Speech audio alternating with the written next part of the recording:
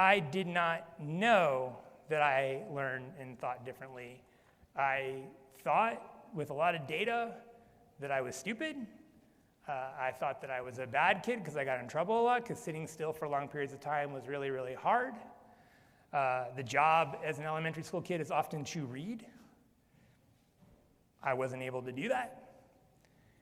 And where that hit the hardest was what?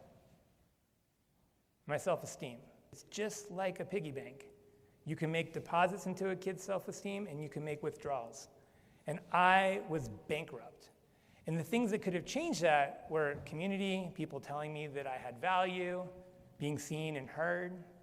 And I very much remember a time I was sitting, it was around third grade, I was sitting in my elementary school desk, and the way that I sort of managed my ADHD, this was before I had the tool given to me of medication. So I needed to move to pay attention, and so I had those desks that weren't like the kind that you lift up, they were just like a big empty cavern. And so I would just like push and move and keep my hands moving in the desk so that I could try my best to just like sit still and focus and at least not get in trouble. And so at some point, moving your hands around, trying to focus, it just doesn't work. And so the accommodation that was provided for me was to be sent outside. There is no greater threat to a kid's self-esteem than being told you cannot be in the community. I was at a Jewish day school, and if you've ever spent time in a Jewish day school, a lot of times it's half the day is English, half the day is Hebrew, and by the time I got to 5th grade, they decided to do half the day English. Everybody would go to Hebrew. They're like, forget Dave in Hebrew, he's not getting that. And I would do half the day in English again.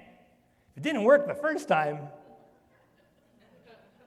So at that point, I was exploding, and so that meant by basically the second half of the day, I was just outside.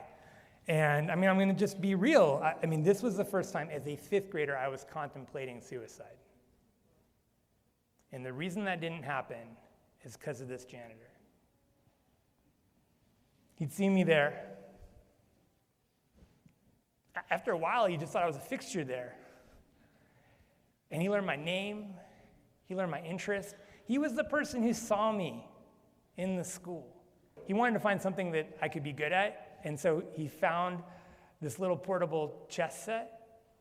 He would bring this little chess set, open it up, and play chess with me. And let me tell you, either he was really bad or he let me win a lot.